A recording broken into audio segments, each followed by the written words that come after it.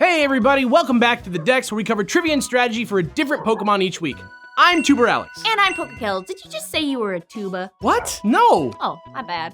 Hey, can we watch that video of that pelican eating that pigeon again? Again? No, that's too creepy. What? Come on, it's the circle of life. No, I don't want some kid to get scarred for life because you want to watch a bird eat another bird alive for the 9th time. Ugh, fine, you party pooper, but Google it. Cool science, kids. It's pretty crazy. But can we at least do an episode about pelicans today? Yes, sure, why not? Yes. It's Pelipper. Pelipper.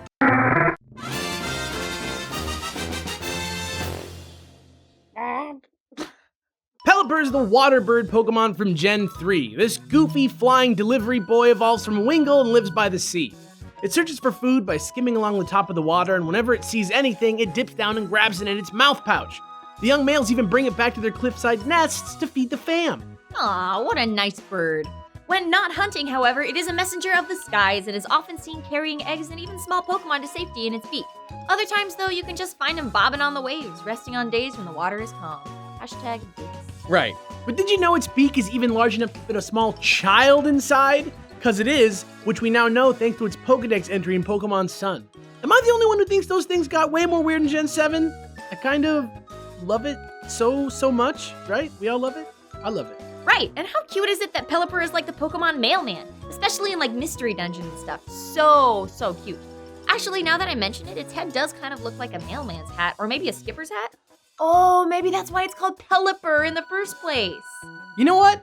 I'm pretty sure you're onto something there. I know, right? Though I kind of like the French name more. It's Beckepen, which sounds like a pun on the word pelican, and it also sounds kind of like the French bec le pen, which means beak that hangs. It's pretty solid, right? Totally, but you still can't watch that pelican eat the pigeon. Oh man, what else is there to talk about then even? It's just a pelican, what else can I say? I'm sure you'll think of something. I thought you were an amateur Pokemon-themed scientist. Darn it, you're right. So sit back and relax, fam, because here at the Dex, we've always got you covered. Ladies and gentlemen, it's time for animal influences. See, there you go. Hush. Pelipper is the water bird Pokemon, which is great because literally all the members of the genus Pelicanidae are classified as water birds. Pelicans are very efficient at floating on the water, mostly because they have air sacs both under their skin and inside their very bones to increase their buoyancy. Isn't that tight? Yes, it is tight. But they are perhaps even more known for their large expandable pouch attached to their lower beak that they use for catching prey. Some larger species of pelicans can hold up to 3 gallons of water in their beaks, and when they catch a fish, the pelican flexes the membrane to push the water out of its mouth and then swallows the fish whole. Or sometimes they do it with pigeons. Don't watch the video now because it's gross, but remember that because it's foreshadowing. Okay, but you should also remember that even though the tool is the same, different species of pelicans use these largemouth pouches differently. Some, like the brown pelican, dive under the water and snare a fish, taking it back up to the surface. Others, like the Dalmatian pelican, sit perfectly still until it sees a fish swim below, then quickly ducks its head underwater and scoops it up. But based on Pelipper's Pokedex entries, it seems to be most closely modeled after the American white pelican and the great white pelican. Not only do they have predominantly white feathers except for their wingtips, but these species also hunt by skimming along the surface of the water in flight, or coming together in groups of 10 or more, corralling fish into shallow water, then dipping their beaks in unison, scooping up the delicious and terrified fish. Wild. But Pelipper is also touted as a transport Pokemon that carries Pokemon or Pokemon eggs in its beak for delivery. Real pelicans do not do any such thing, but there is a bird that does in fact have a reputation as a mail carrier, and ironically, yes, that bird just so happens to be a pigeon.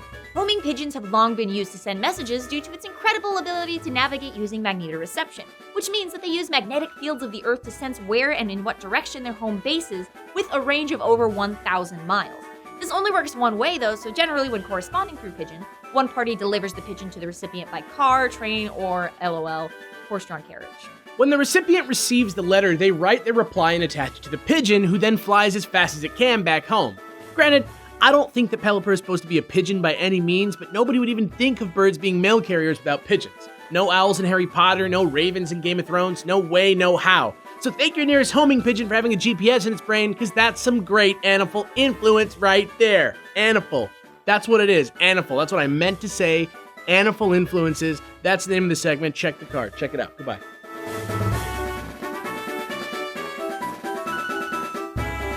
Aw, see, that was nice. Right? And what's this? What are you? A letter? What? Look, Pelipper has just delivered us some battle strats. Ah. Let's do it. All right, Pokemon.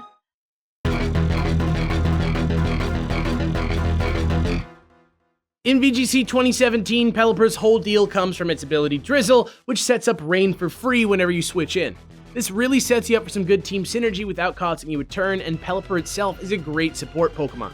Start with a modest one, and easily train it in HP, special attack, and special defense.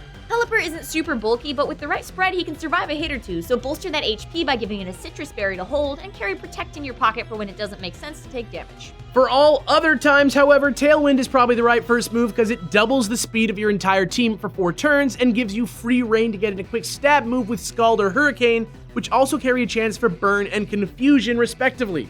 And that's how it's done, but of course that's not the only way to train a Pelipper, so as always, here are a few random thoughts. Pelipper is pretty flimsy, so if you'd rather buff up its special attack stat extra high for maximum damage, maybe run a Focus Sash instead of a Citrus Berry so you can kind of guarantee that Tailwind gets set up. And speaking of maximum damage, let's not forget that Rain boosts the power of water moves by 50%, so if you want to have the option of surprise one-hit KOing someone, maybe Waterium Z is a good choice for that hold item instead. Pretty risky, but also very tight, so just be smart, alright? Or, if you really want to be smart and you're seeing too many dragons online, run Ice Beam on this buddy for 4x coverage against Salamence and Garchomp, both of whom are all over VGC 2017 right now. Not to mention how satisfying it'll be to see one and, be like, I'm gonna get you. And finally, if staying alive is your priority, maybe go with Roost. It's especially useful when Tailwind is up because you're usually going first, but even when it's not, sometimes it's just better to be safe than sorry. And that's it, Pelipper. Now, wasn't that a fun, cool episode without having to resort to screening horrific viral videos? I guess, but if you have seen one of those videos, let us know and tell us what you think about it in the comments. And while you're at it, suggest a Pokemon you want us to see us do an episode on next time. Or if you want to join our extremely lively official Discord, you can check that out in the links in the description below. Thank you for watching, and thanks again to our Patreon supporters without whom we would not be here today. We like making the show, and we plan on doing it for a while yet. Anyway, I'm Tuber Alex. And I'm PokeKels. Tune in next week for another wise old episode of The Dex.